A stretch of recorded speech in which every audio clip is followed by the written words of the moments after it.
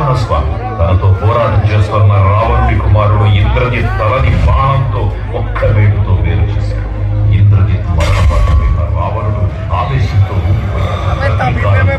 పాతాళ లోకాధిపతి తన సోదరుడు మహిరావణుడి సహకారం కోరాడు.